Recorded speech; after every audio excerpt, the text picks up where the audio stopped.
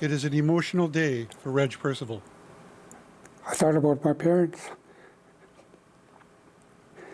My dad died a week before I got removed.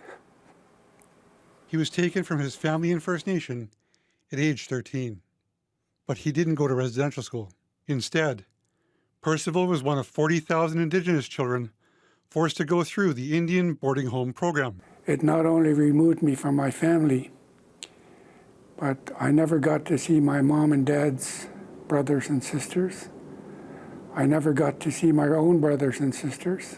So all of my aunties and uncles, my grandmother on my mom's side, she passed away while I was down here, but I never made it home for a funeral. And today, it still bothers me. Percival lived in several boarding homes for a total of 5 years. He says boarding home students suffered the same as those in residential school. Many times I got made fun of, or I had stuff thrown at me, or got spat on in classrooms, and the teachers ridiculing me, just calling me a dumb Indian, and probably going to end up like your parents on welfare. They never met my parents. And those were the kind of comments that we heard. But it wasn't only me. Percival is a plaintiff in a lawsuit against the federal government for his experience in the program.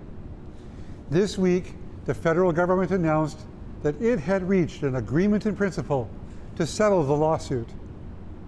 Percival immediately thought about who he missed the most during his 5 years in the program. I wished my mom and dad were there, and I wished they were the ones that brought me up. The final settlements journey may take a year to work out final details and get approval from the federal court. Reg Percival once cried for the family, culture, and home the program estranged him from. Now, though, his tears are moving them within his grasp. I tell myself crying is part of the healing. Yeah. You got to do it.